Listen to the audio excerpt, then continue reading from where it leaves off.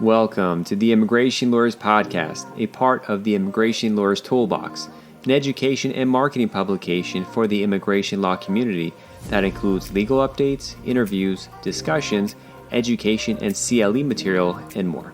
Note that the information here is for general education only and not intended as individual legal advice. The laws change frequently, so you should consult with an attorney about your specific case. For more information, please visit immigrationlawyerstoolbox.com. Hi, everyone. Thank you for joining us to this episode. We have a great guest today, Stephen Heller. Stephen was really kind. He was on a panel the Immigration Lawyer Toolbox did on United Kingdom visas and deal with nationals who have to deal with visa processing there and the things that they need. And, Stephen, as a lot of those on the Rome District know, he's one of our foremost experts on UK-based U.S. immigration. Just, he's there, he has office there. And so we get to know him and his background, how that came about. And he's an expert in a lot of fields, especially consular processing. His study of the FAM I just got to stop right there and say that studying the FAM is so important. And you have a regular series that comes, so you frequently talk about sections. If you're an old practitioner, new practitioner, you really have to catch those and study the FAM because it's so important to be able to do consular practice. Without it, you're just not going to get to that level that you need to go to. But we'll talk about that more. Stephen, thank you so much for the show. Thanks, John. It's good to be here. Wonderful. And you're looking sharp as always, I have to say. Thank you so much. I did one of these videos where I wore like a collared shirt, and then my guest was like, was decked out, and I was like, I shouldn't do that anymore. I'm the host. I gotta wear a tie and be ready for it. But you look great as well. So, where'd you grow up? What's your background? So I'm originally from New York City. I grew up in and around New York, mostly in the suburbs in Westchester County, and I'm basically a Northeast person. Interesting. And so, what got you into law and then became immigration law? So, do you have a few minutes? Yeah, it's a long story. Let's do it. So when I was in law school, I wanted to be an international environmental lawyer. Mm-hmm. And so after law school, I got a sort of a fellowship with an organization called the Center for International Environmental Law. And it was sort of a think tank-ish sort of entity. And I was focused on policies relating to climate change and intellectual. I sort of had a focus on a sub-focus on intellectual property rights associated with technology transfer in relation to combating climate change. And that sort of morphed into intellectual property rights in relation to indigenous knowledge, sort of like the use of traditional herbal remedies, derived from indigenous peoples in the rainforest or whatever. And that sort of directed me into human rights issues, because there's a human rights component to that. And then that got me into asylum law. And at around that time, the asylum program in the INS at the time was hiring, and I got a job as an asylum officer. Spent 12 years in the government, working principally in the asylum program, including a couple years at headquarters in Washington, D.C. And ultimately, I finished my government tenure at the U.S. Embassy in London. Wow, so you got a mix. You had U.S. where I then jumped into my private practice. Wonderful. When was this that you retired from the service? So that was 2007. Okay. And did you start 2007, 2008? Well, 2007 is when I left. Yeah. Did you start private practice immediately after that? And then I left the government to work with a small firm in London. Okay. And so I worked there for a year and then started my own practice. What caused you? I've asked this from Karen. I interviewed her last week. Karen Woolman is like, what allowed you to have the courage or the comfort in starting your own practice? What was that cause instead of working for another firm and being an associate or a partner? Well, necessity is the mother of invention, and that was 2008. So I was laid off because of the financial crisis. Yeah, and I had young kids, and I wanted to stay close to home, and it was a natural fit, really. It was the opportunity was there for me to, I saw a role for me as an immigration lawyer who had a basis in doing a lot of waiver work. So I had a specialization in handling waivers when I first started out. Interesting. And and the market was there. Yeah, I mean, 2008, 2009, I graduated then. It was a tough year, but I'm sure you don't regret it. It actually worked to your benefit. Having your own practice is a lovely affair. If you get it up and running and it works, it's like very satisfying thing to do. So, how does your firm currently look like? Is it solo, small, associates? How does it look like? Yeah, so I mean, it's solo to the extent that I'm the only attorney, but I do have a paralegal, and I've got an office manager, and I have a legal assistant who comes in 2 days a week. And then Melissa Chavin and I have an of-counsel relationship with each other. So it's almost like a small firm, but I'd call it a solo practice. What is the difference between a legal assistant and a paralegal? My legal assistant does not have any sort of legal educational background. My paralegal does. My paralegal is actually an Austrian lawyer, but I think there are some jurisdictions where there is a specific designation as a paralegal. But I'm a New York lawyer in a New York state. I don't believe there's an official distinction. Okay. But that's the distinction I use. Okay. And what practice areas do you focus on now? I'm assuming you still do waivers, but what kind of cases do you typically take on? Yeah. So, I mean, my practice, as you said at the outset, it's fundamentally consular. So, and that's, family consular practice, business consular practice, individual consular practice. The waivers are a big part of what I do, which, includes anything that relates to criminal convictions or a history of U.S. immigration violations, some medical waivers, and then there's some sort of niche things as well that I dabble in. A lot of derivative naturalization or citizenship issues come up, especially overseas, and I do some intercountry adoptions, because for a while when I worked with USCIS, I was doing intercountry adoption policy. I always thought, I have a colleague who did one adoption case. I'm like, if you really want to make a niche, I'm sure adoption is a great niche, because there's immigration components, but its own world to understanding all the different agencies involved, everything. That's a great immigration practice niche. It's very satisfying too to help families come together like that. And I'm sure, especially in the UK, the derivative citizenship question pops up a lot. There's frequently enough people who are citizens don't even realize it. Do you ever do it the other way, where people want to, not family members, but that as well? People want to. I'm sorry, say that again? Oh, people who want to get rid of their citizenship. Expatriate, yeah. Yeah. No, that's a big practice in London.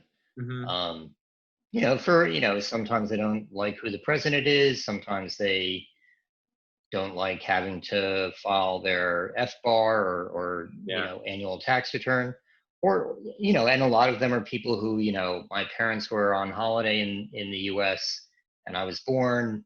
We have no other connection to the United States. I have no interest in living in the US. Yeah. And, there's sort of the accidental citizens. There's. So many of our clients are fighting tooth and nail to get the green card and residency. And sometimes when you see people who just don't care, it's always interesting. Oh, it's so true. I mean, there's so many people who you would love to help out. They seem like nice, lovely people, but there's absolutely nothing you can do for them. And then you meet these other folks, who, were in the US for one reason or another. They got citizenship. They don't want to have anything to do with it anymore. And you're like, if you could work out an arrangement for a transactional exchange between those people, that would be the thing. But So what is it that you like the most about your Yeah. practice? The things I like the most about my practice are, my practice is fundamentally individual based. So, it's really about the people.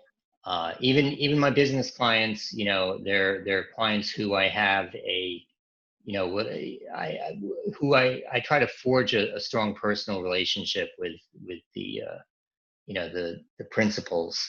And so, just helping those people achieve, what they're setting out to do is incredibly gratifying.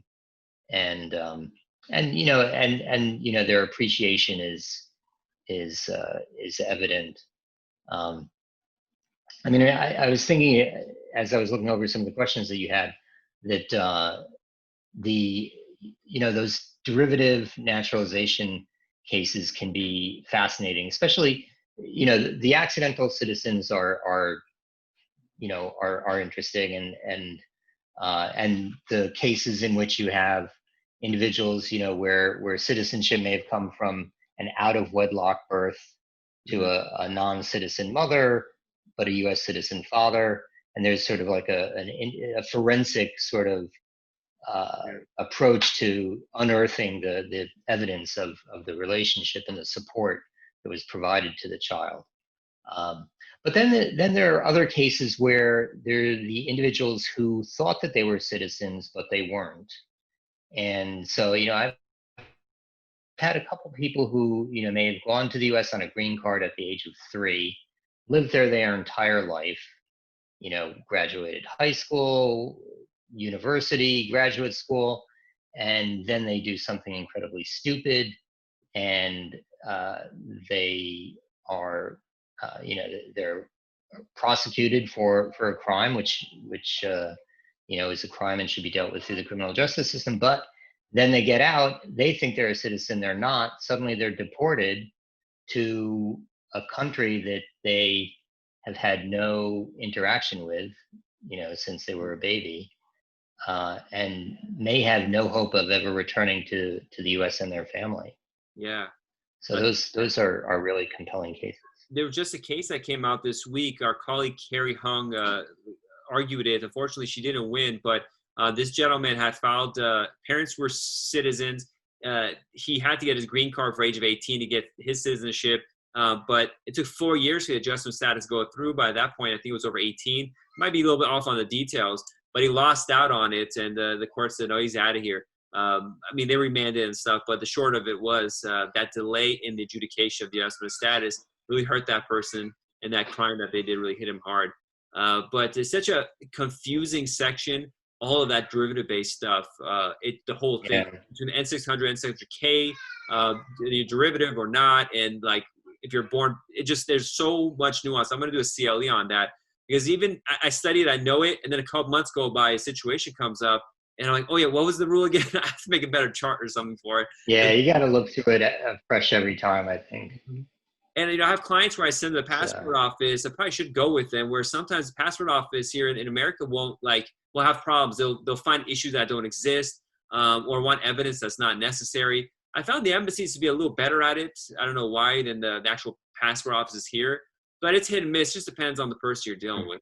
Yeah, I find that if you can get a certificate of citizenship, that's really that. First of all, I think they're a little more generous in the certificate of citizenship issuance than the embassy may be, or the passport office may be. But then once you have that, I think it makes it easier to get the passport. Yeah, the way to go is to get the certificate of citizenship. It just always takes longer and it's more expensive. On the plus side, this fee increase. Oh, definitely. Yeah, I think they're decreasing the N600 fee. From what I recall, so that's one plus of it. But passport office is just easier to do it quickly to make sure you're a citizen, and then we work on the rest later. But yeah, definitely. The problem is some clients get the passport and don't want to pay for the N600. But I'm like, see, DHS is the hardcore one. That's the reliable one. There's cases where people lose the pass. They find the passwords incorrectly given and they're really messed up. Yeah. So now flipping on the other side. What is it that you dislike about your practice, or something that you don't like about immigration practice? Well, certainly the thing I dislike the most is, confronting a situation where there's someone who I really want to help out, and there's just nothing I can do for them. Yeah. That's the most frustrating part of the practice. And the dealing with bad agency decisions can also be incredibly frustrating. And especially, there are some cases where you can get a bad agency decision that is horrendous, and that if you take them to court, you'll win. It'll be very easy. But the client, they may have been waiting years for this thing to proceed, and they get this final denial, and they're like, "That's it. I'm done. I don't care. I don't want to do anything else." Yeah. So that's another thing that I find very frustrating. Yeah, more and more, just suing is what you have to do because of ridiculous decisions. But it's a big step for clients. At this point, we're comfortable with it because we just know it's what you have to do. But selling that to clients so they believe that they're not going to be put on some list, or they're paranoid from foreign countries many times that you sue the government, they're going to come after you. But it's not like that here, even though the lawsuit said against the Department of Security and State Department or where the chiefs are of it. It's a weird situation. Any advice that you have for people that you wish you'd share, maybe you've known when you started practicing immigration law? Yeah, it's important to know how to bill. Nobody ever taught me billing, and it's a valuable skill. Not only that, but it's an instructive guide to understanding that attorney time is valuable. Our services are valuable, and not just the mechanics of billing, but assessing what's an appropriate fee to charge for things and things like that. It's taken me a long time to process that element of being an attorney as a businessman, basically. I started out more with the idea of how much would I want to pay for something, rather than saying how much do I want to get paid. It's basically a question of what is my time worth. And keeping track of your time, I think you realize just how much effort goes into the things that we do. Yeah, I only started keeping track of my time on cases a few years into my practice, and I realized, like, in my mind, sometimes I think I did something for 15 minutes, but it took a whole hour, and sometimes vice versa too. And so really knowing how much a case costs you, how much time it is very important. And you feel bad because sometimes it's not it might be like a re-entry permit or something. It's like, that's not a big deal, but sometimes take a lot of time to do it. So you have to charge for it. What methodology do you use? Do you use any software or particular things? I use an online program called Harvest for time tracking. And I have my staff using it as well. And do you flat rate, or are you an hourly attorney? I do both. Most of my standard applications are flat rate. So like for I-130s, I-140s, a standard consular processed immigration case, or E's and L's and all that. Generally, I have a set fee arrangement. For some things, I charge more on an hourly basis. So, like RFE responses, I either charge on an hourly, or I sort of work out some sort of hybrid that includes some hourly contemplation, because you don't necessarily know what you're getting with an RFE. Yeah. And I do court reports for a lot of court reports for adoption, inter-country adoptions, for example, in the UK. So those I charge on an hourly basis. And I've been charging my national interest exceptions on an hourly rate. What are court reports?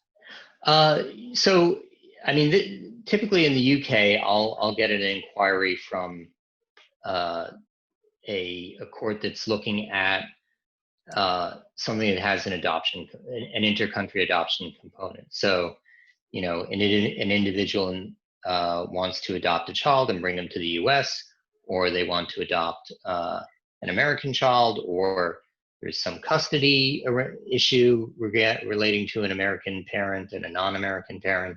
And so courts will come to me and ask me to write up an assessment as to what the U.S. immigration implications of that may be. Now, you mentioned two things I want to quickly talk about. One is the waivers.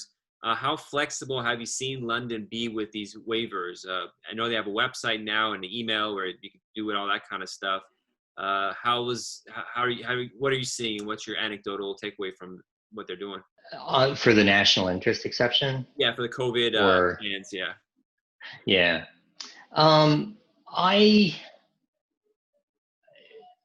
My honest opinion is that I think that they've been pretty restrictive. I think that I think their generosity has been more for, certainly like for your O1, possibly, someone who's in O1 who needs to get to the US. I think they've been fairly good with those, and maybe some other business type arrangements, and medical, certainly medical professionals. In theory, if someone requires medical treatment that can only be done in the U.S., that can only be done in the U.S., that might be a criteria. I don't know if I've heard of anybody in that situation, but I've found them to be pretty restrictive, with the exception being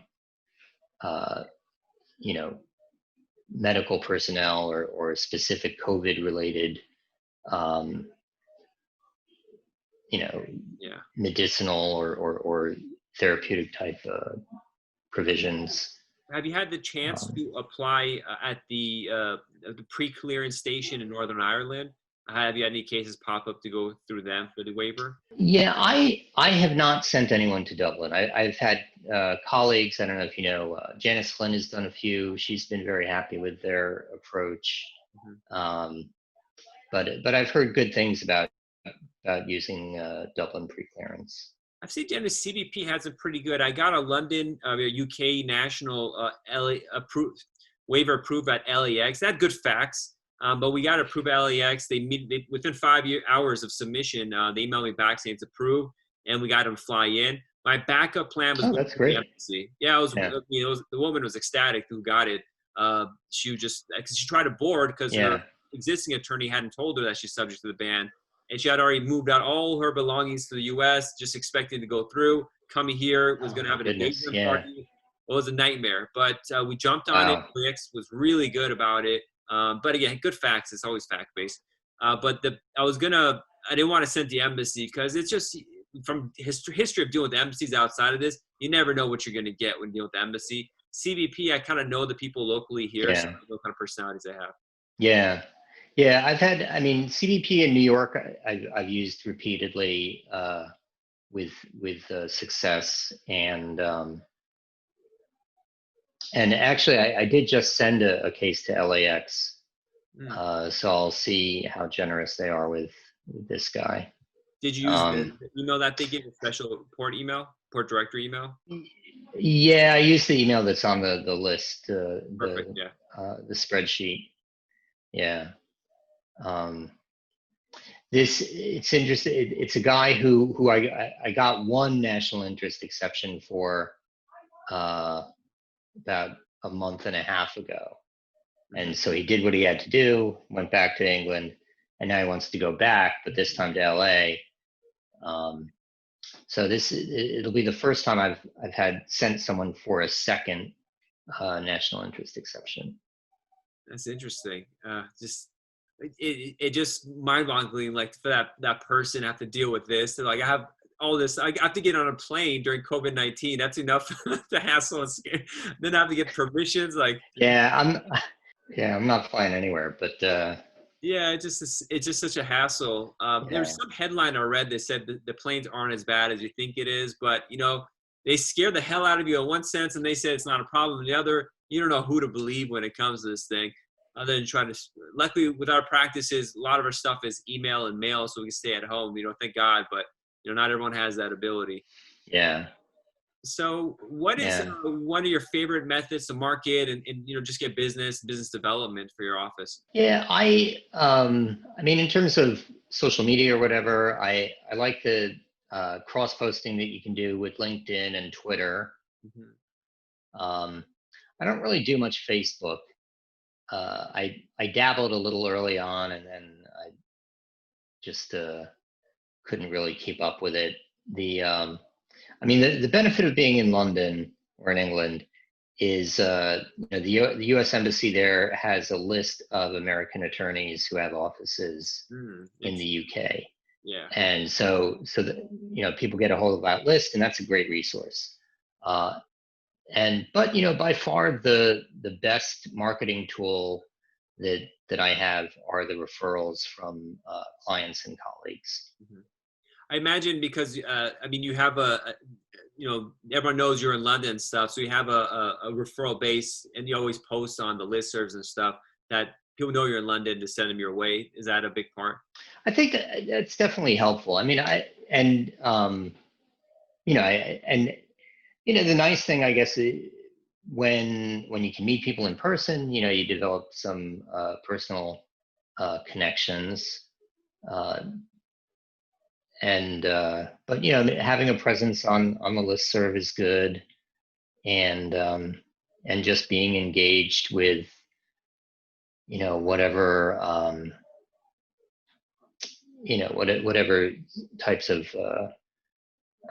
participatory things that there may be, either through ALO. There's lots of things you can do on different committees and all that. I know there are also lots of Facebook groups and things like that where I think there is a robust exchange of ideas and connections. Mm-hmm. Before going to the last question, I have this one question that popped in my head I want to ask. Yeah, I know there's the. Go ahead.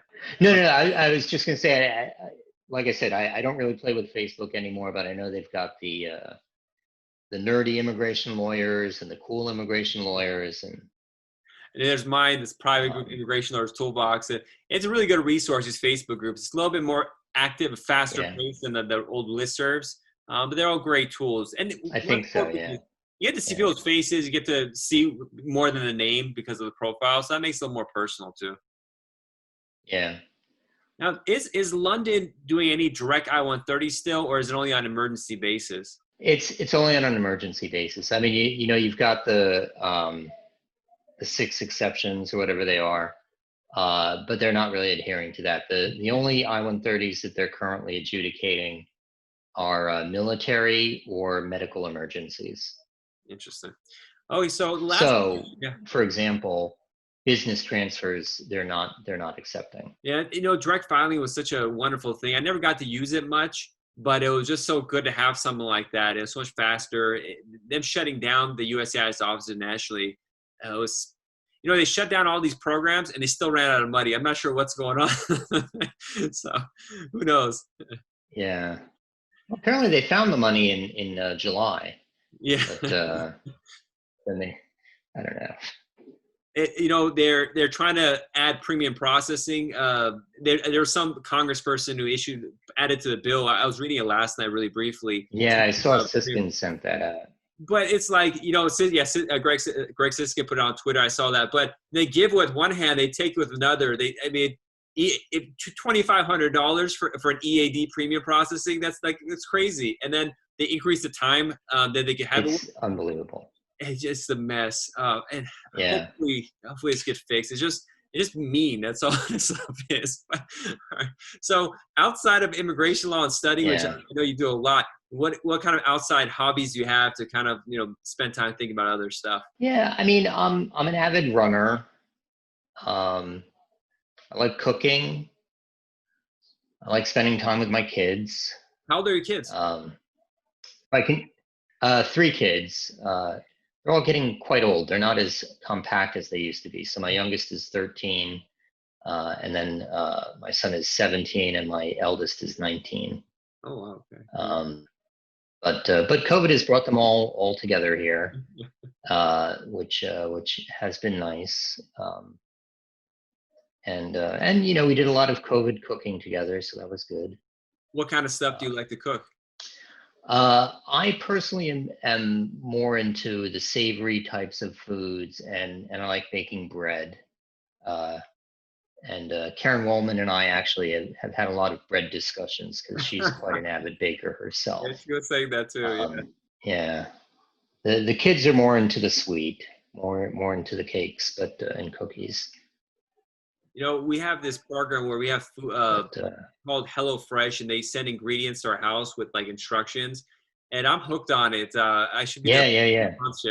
It's perfect portions. It's usually when I want to cook something interesting, I have to buy a big bottle of something just for 2 tablespoons of it, but they give the exact amount with the proper timing, how much the heat is, and it's like I'm at a restaurant every day at home. It's wonderful. Yeah, no, it's terrific. We did HelloFresh for a while.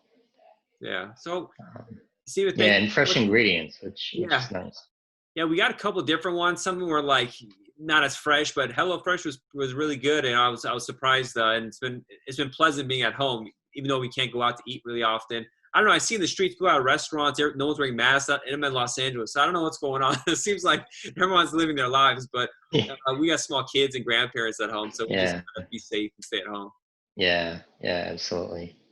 Now, if people want this too shall pass, though, right? Yeah, definitely. But if people want to connect with you, what is your email or website best way? And also, I know you're on social media on Twitter and LinkedIn. What names should they look up for best way to find you? Well, it's Heller Immigration Law Limited. The website is us-visa.co.uk, and emails are the best way to reach me. sheller@us-visa.co.uk. Awesome. Heller with 2 L's. And as a reminder, you have offices in London, and you know your consular processing well. If people have waiver problems in particular, they want to hand off, you're a great resource for that. Yeah, and I'm always happy to give advice to colleagues. Wonderful. Thank you so much. So definitely we'll have you back on, especially once you get more CLE stuff started. But the UK stuff was fun. For those who haven't seen it, it's a panel. It's an all-star panel, which you helped put together. I really appreciate that. And we really get the ins and outs. And one of the takeaways from that was, our colleague, Savitz, I forgot his first name, but he's like, you got to do FOIA for DOS every time. Yeah, Yarden. Yeah. And I'm like, now, I thought it was harder than it is. And I went on the DOS website and I did one FOIA, and it was for a deceased person, actually, because we're doing derivative citizenship. The person's deceased. We need to get some documents of their history and stuff.